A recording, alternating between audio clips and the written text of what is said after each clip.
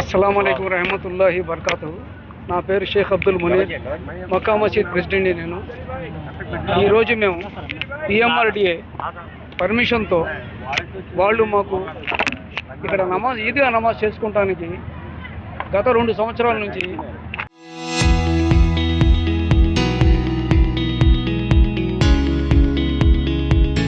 చాలా ఫ్రీగా, అంతకుముందు అయితే మేము చాలా పే చేసేవాళ్ళం దీనికి డబ్బులు, పర్మిషన్లు చాలా టైం పట్టేవి.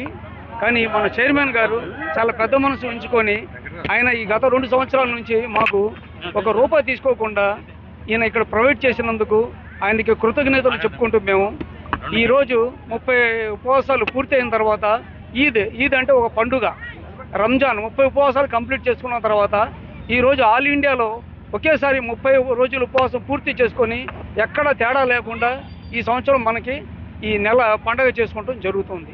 గతంలో 29 రోజులు ఒక చోట 30 అలాగయ్యేది లేకుండా ఈ సంవత్సరం మాత్రం 30 ఉపవాసాలు పూర్తి చేసుకొని నమాజ్ చేయడం జరిగింది.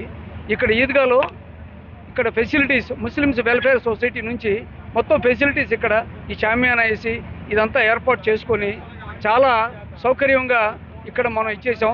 ఈ మీడియా సోదరులు కూడా ఇక్కడ వచ్చి మా యొక్క మెసేజ్ని యావత్ ప్రోగ్రామ్ అంతా ఈ ప్రోగ్రామ్ని అంతా పబ్లిక్ చేస్తున్నారు కాబట్టి వీళ్ళకి మేము కృతజ్ఞతలు చెప్పుకుంటూ ఈ సోదరులు మాకు చేసే సహకారాన్ని కూడా మేము వీళ్ళకి కృతజ్ఞతలు చెప్పుకుంటూ రంజాన్ శుభాకాంక్షలు తెలుపుకుంటున్నాం. ఎవరైతే మేము ఈ మీడియా చేస్తున్నారో మాకు సహాయం వాళ్ళకి మనస్ఫూర్తిగా మేము కృతజ్ఞత చెబుతున్నాం. ఈరోజు ఎంతో పవిత్రమైన నెల. ఈరోజు మేమందరం కలిసి ఇక్కడ ఈద్గాలో నమాజ్ చేసుకున్నాం. సుమారు చాలామంది వచ్చారు, చాలామంది చదివారు.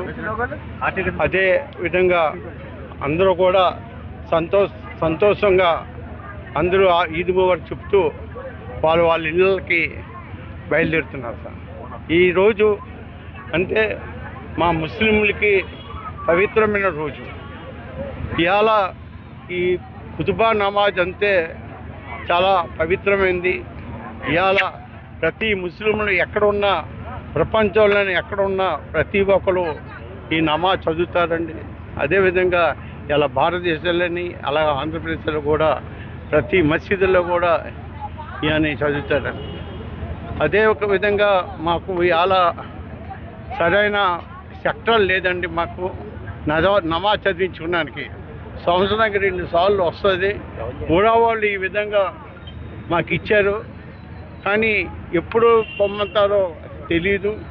కనీసం మాకు పర్మనెంట్గా ఒక ఈద్గా నమాజ్ సంవత్సరానికి 2 సార్లు 2 అవర్స్ అంటే 4 గంటలు, సంవత్సరానికి 4 గంటలు చదవడానికి మాకు ఈ గవర్నమెంట్ కోరడం ఏంటంటే మాకు చదివించడానికి చదవడానికి మా అందరికీ మీరు ఏటో స్థలం చూపిస్తారని. ఇవాళ విశాఖపట్నం చాలా పెద్ద సిటీ అయిపోతుంది, మసీదులన్నీ ఫుల్ అయిపోతున్నాయి, ఖాళీ లేదు. ఇవాళ వక్ఫ్ బోర్డు ల్యాండ్ లేని కొన్ని వేల కోట్ల రూపాయలు ఉంది, కానీ అయినా సరే మాకు తీసి మాకు ఇస్తారని మేము ఆశిస్తున్నామండి. మాకు ఫ్రీగా వద్దు. మా వక్ఫ్ బోర్డు ల్యాండ్, మా పూర్వీకులు ఇచ్చిన ల్యాండ్ మాకు ఎక్కడో దగ్గర చూపిస్తే మేమందరూ కూడా కలిసిమెలిసి ముస్లిం సోదరులు అందరూ కూడా నమాజ్ చేస్తారని ఆశిస్తున్నాం.